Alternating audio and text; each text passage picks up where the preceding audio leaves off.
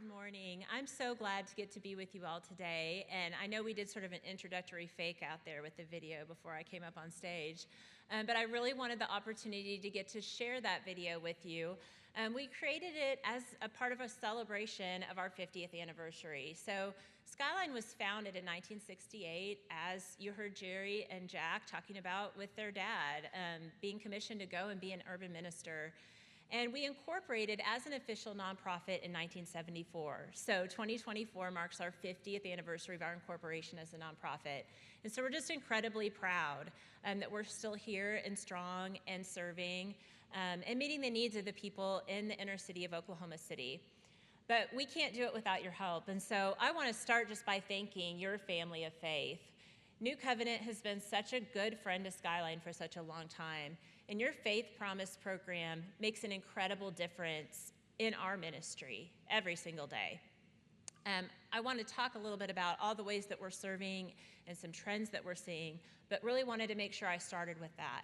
I want you all to know that if you participate in the Faith Promise program, you are helping our clients. The dollars that you give are making it possible for us to keep our shelves full and keep serving in the midst of sort of some historic need in our community. So to tell you just a little bit about that, our community has a real problem with hunger. Oklahoma is a top 6 hungriest state in the nation. 1 in 8 Oklahomans are considered food insecure. According to statistics from the Regional Food Bank of Oklahoma, more than 250,000 residents of Oklahoma County live with limited access to nutritious foods. And the USDA reporting recently revealed an alarming 12.8% food insecurity rate nationally. Oklahoma's is even higher than that.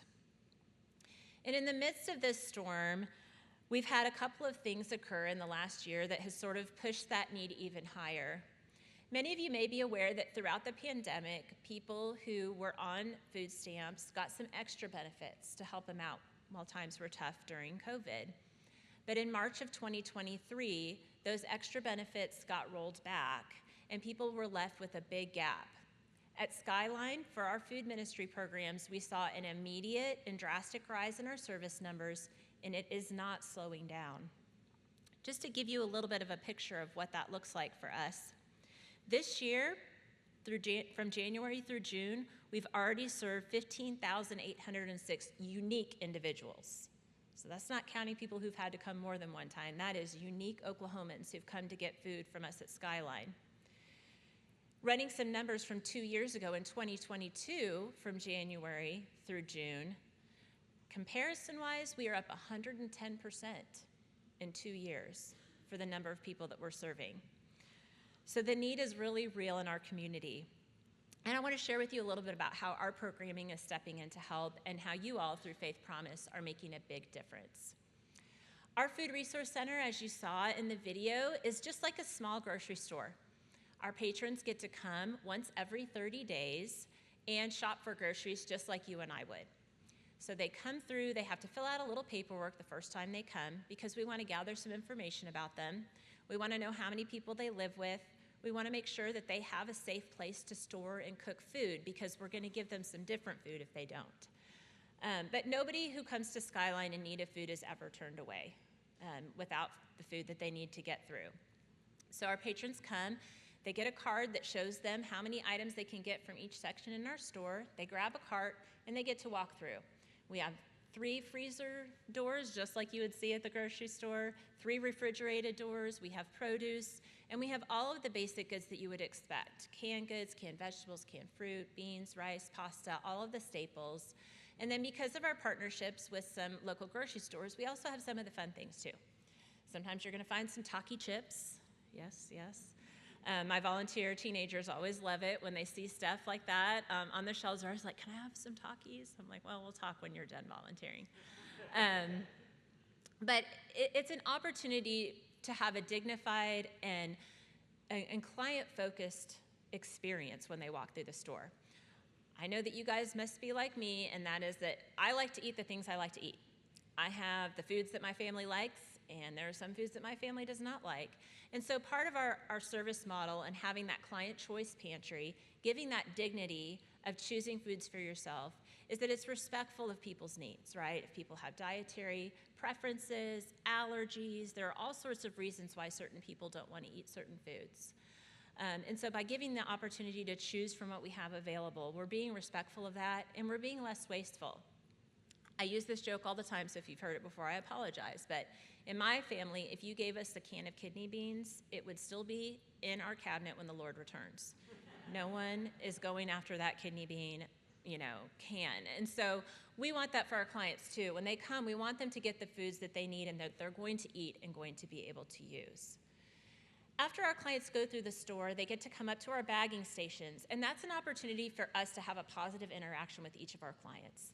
It's a chance to look them in the eye, ask them if they're having a good day, to help them sack up their groceries and get them ready to take out the door. It's also an opportunity to make sure that they understood the process, that they got the most that they could get, that confusion didn't lead to them taking less than they could have.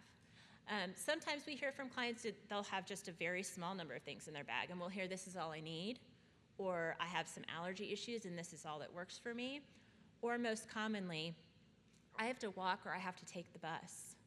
I want you to think for a minute what it looks like after you've done a big grocery shop, what that cart looks like when it's full of all that food and you're getting ready to push it out to your car. Now imagine instead of having a car in the parking lot, you're going to try to put all of that on your arms, in your arms, to get on the bus and travel for a long distance to get to your home. Or that you live half a mile down the street and you walked to get to us, and now you're going to try to walk home with all of those groceries in your arms. There truly are some big barriers to service for our clients, and we're always looking for ways to overcome those. So in addition to our on-site grocery store, we also operate a mobile pantry. And you saw that trailer that was in the video. I don't know if you could tell, it's a horse trailer. It's outfitted with store-style shelves and 2 freezers mounted in it. And we're able to take the same food we have available in our store, load it on that trailer, and take it out into the community to help overcome transportation barriers for our clients. That program is serving at 16 sites every month right now. And those sites are a mix of sort of different criteria. We're looking for sites to operate that are in food deserts, places where we know people don't have the right access to nutritious foods. We're looking to serve in senior living center communities. So we have some low-income senior housing in our community, and the folks that live there have a lot of physical limitations and issues that make it really difficult for them to get out, get to us. If you can imagine, if you're using a walker or if you're using a wheelchair, it can be really difficult to navigate a grocery store. So by taking that mobile pantry out and bringing the food to them, it's a lot easier for them to access the things that they need. And then the final service sites that we look for are places where we know we have a lot of our homeless neighbors in need. So folks that are already relying a lot on their own 2 feet as transportation, it's an opportunity for us to come closer to them, to serve them, and to bring the kinds of foods that they can readily eat without being able to have to prepare those foods. So that's kind of a look at our mobile pantry program. I've talked a little bit about our increase in service numbers for the Food Resource Center. The same is true for our mobile pantry. In 2023, we added 4 service sites to bring us from 12 to 16. And that meant in 2023, we served 98% more clients than we had in 2022. So another huge increase. We've had some big wins in those programs that I want to share with you. Some things that have happened that have helped us to really keep up with the need of our community and to serve. We got a great grant to get all new shelving in our Food Resource Center. We were able to totally change the way that area operates so that we can accommodate all of the more people that are coming. We've made our shopping process faster and smoother. We just found out a week and a half ago that we got a grant offered through DHS for American Rescue Plan Act funds that is going to allow us to replace our box truck, which broke down in May, and purchase an additional box truck to help serve more of our mobile pantry sites. We're going to keep our trailer in circulation too, but we have some service sites where we can't pack enough food into that trailer to feed all the people that are showing up. And so now we're going to be able to increase by 2.5 times the amount of food that can go out of that box truck. So that's a huge blessing that I wanted to share with you. So another supplementary part of our food service is our garden, and you guys got to see some videos of it or some pictures of it in the video from early spring.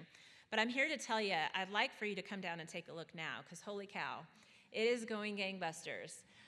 We were able in the off season this year to do a lot of infrastructure improvement projects that have really upped our production. So I'm excited to tell you, we were really proud and really excited in 2023 to grow and provide over 3,000 pounds of food from our garden directly to our clients in our store. That is the best farm fresh produce, farmers market quality that we pull right out of our backyard, take, and put in our food resource center for our patrons to select. So that's really exciting, but guess what? We have already, by the end of June, surpassed 2,500 pounds for this year. So we're gonna blow our service out of the water this year. That's truly something to celebrate. In addition to all of our food programming, which is the biggest part of what we do at Skyline, you saw in the video, we also operate an eye clinic. Our eye clinic uses volunteer optometrists and ophthalmologists who see patients on their free time, volunteer their time to give a full medical grade eye exam. Patrons who are found to have issues that need follow-up can be referred out for further care, but the real purpose of that program is to provide an updated vision prescription for our clients. I see some people out in the audience wearing glasses today. We have a lot of glasses wearers in my house. I now officially need readers. And so those of you that deal with that know how important it is to have the right prescription, allow you to see the way that you need to see. It's a huge quality of life issue. It affects and impacts our ability to work, to go to school and learn. And so we're really proud of the fact that last year over 1,300 Oklahomans received an eye exam from us, and we ordered and provided over 900 pairs of glasses to the community. And so that was an exciting win for us. We really want our optical shop to have a wide variety of sizes, styles, colors, and for that to be a really fun experience for our clients. And so we're excited that we have that beautiful space available, and because of generous donors who are bringing us their gently used glasses frames, we have a lot of different types and styles to choose from. And I'll tell you, one of the most emotional experiences at Skyline is Glasses Pickup Day, which happens on Wednesdays. Wednesdays you can order glasses, and then the next week they're available. So we always have a full house on Wednesdays of people ordering glasses for the first time, picking them out, and having that fun experience. But the more emotional side is when the patrons come to pick those glasses up. And you see them slide those new glasses on their face, and for some of them, they're seeing clearly for the first time in a very long time. And as you might imagine, it can be a really emotional experience. But we're really excited that that program continues to fill the gaps and provide that access to quality care for the people most in need of it. The Style Shop, which you saw on our video, has a couple of different missions. And we collect gently used clothing, gently used shoes, soft goods, household items like sheets and blankets, and we have them available for our clients. Anyone in the community can come and shop at the Style Shop just like it's a thrift store. Items are about $1, kids' things are $4 for $1, and we want to make that widely available because we have a lot of clients that come to get groceries from us that like to go over and have $1 or $2 and like the dignity of picking out and paying for items for themselves. But we really operate that program to give that clothing away. So anyone who comes to us with a referral from an outside agency is able to pick out 10 free items, including new socks, underwear, and shoes, depending on what we have available for each member of their family. People are also allowed to self-refer. We have a lot of our homeless friends and neighbors that come in when the weather changes, when their clothing is not feeling appropriate anymore, and they know that they can just come in and request a referral and that we're gonna help them get what they need to be warm that night, to have appropriate footwear, to keep themselves moving forward. So if you're ever looking for a place to donate gently used clothing, we'd love for you to think of Skyline. We love taking those donations, and we can take them at our facility anytime that we're open. In addition to clothing, regular clothing resources, our Style Shop does a couple of other special things. It's a little bit of a dark horse program for us, but we have this secret room upstairs that is a formal dress shop. And it's absolutely beautiful. We have changing rooms and all of these beautiful gowns that have been donated both from people in the community and from a dress shop that went out of business. And so during prom season, from January through the spring, we have young women that like to come and shop and pick out beautiful items so that they can look their very best on their very special day. So we're really excited. In 2023, we were able to give away 195 free prom dresses to young women in the community. That was a lot of fun. The other thing the Style Shop does is a special Christmas program. For a couple of days in December, as we get close to Christmas, we clean all the clothes out of the Style Shop, and we have a number of community members, friends of Skyline, that will donate new toys for us to set up a pop-up shop. And so we gather the new toys, we take cash donations, and I send our Style Shop staff out shopping. They know how to get the bang for their buck and all the sales to fill that shop up with as much stuff as we can. And last year, we were able to give 323 children 2 to 3 brand new gifts to take home for Christmas. So that was a really great way for us to impact our community. And we kind of do it as a surprise. We pick those couple days, and the way that it works is anyone who comes in to get food on those pop-up shop days, if they have children on their case file, they receive a ticket to go into the store and shop for their kids. So again, that's another really emotional few days, because as you can imagine, we feel like if you're there because you are in need of food resources, it's quite likely you're going to need help with Christmas too. And so it's a special way for us to be able to bless those families at the holidays. I'm excited to share that we've had a little facelift of our Style Shop. That's another win that we've had this year. The Oklahoma City Area Metro Realtors Association recently came and repainted new bright white paint on the walls for us, helped us buy some new shelving for our kids' clothing, and gave us a donation that's going to allow us to get new signage to brighten up that space. So we'll be excited to show that to you if you get a chance to come down and see us. And now I want to take just a minute to talk a little bit about how you can connect at Skyline and how you can live out your faith through coming down and serving with us. I am not a trained minister, but I have a little bit of a secret weapon. And so when I got today's scripture reading, I took it to my communications director at Skyline, who is a minister. And he did a little deep dive with me and coached me up a little bit and shared with me the verse that actually comes right before this verse in the scripture. And I wanted to share that in the first verse of today's lesson with you, and then talk a little bit about how we live that out at Skyline. So the preceding verse, 1 John 3:17 says, "How does God's love abide in anyone who has the world's goods and sees a brother or sister in need and yet refuses to help?" And from today's reading, "Dear children, let us not love with words or speech, but with actions and in truth." At Skyline, I have the opportunity to participate in and see examples of loving one another every single day. In the Food Resource Center, we have a passionate group of staff and volunteers who meet our clients with a kind greeting every visit. They also show their love for one another by showing up early, stocking shelves, and walking patrons to their vehicles, often praying with them on their way out the door. Our incredible eye clinic loves our clients by offering an opportunity to receive free, compassionate eye care. And when our clients receive their new glasses and experience the gift of sight, we see a physical example of how love and care for someone else can change their experience. Every week, we have volunteers and staff embody Jesus' appeal of "when I need clothes and you clothed me," by keeping our Style Shop stocked with clothing to make sure our patrons' needs are met. Our garden program loves our clients and the earth by providing nutritious produce grown on site. The garden loves our clients by embodying the idea that we don't just want our clients fed, but well fed with good quality food. I'm sure that each one of you can think of examples how we all show love for one another day after day. And maybe we have the opportunity this week to be just a little bit more attuned to that orientation. We can take moments to be more present with each other, to ask ourselves how we might show our love for Christ through how we care for others around us. If you're looking for ways to serve, to see a brother or sister in need, and to show love with actions, I'd love to invite you to come and volunteer at Skyline. We need volunteers every day we're open, and if our schedule doesn't work well with yours, we can always use donations of gently used clothing, glasses frames, hygiene items, and food. We have so many ways that you can take action and show love for your neighbors in need at Skyline. After all, the call to follow Jesus does not conclude when we choose to follow him.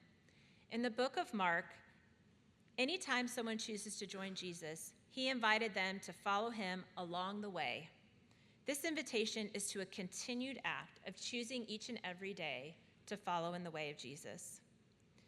I'd like to invite you to come down, see what we're doing at Skyline, take a look around. We have a low-pressure, once-a-month coffee tour that we offer where you can come down, have a cup of coffee, look around, and see if Skyline service might be a fit for you. For all the young people in the room, I have teenagers. They needed service hours. If you're ever looking for a place to get some service hours, please think of Skyline. We have Young people down, it's youth group season. Praise the Lord right now. They're helping us out every single day and getting lots and lots of projects done. But please know our door is always open to you, and I would love for you to reach out anytime if you'd like to learn more or hear more about what we're doing. So thank you again for giving me the opportunity to come and talk about Skyline. We're so incredibly grateful to the New Covenant family of faith for your faith promise and the ways that you help us live out our mission every single day. Thank you so much.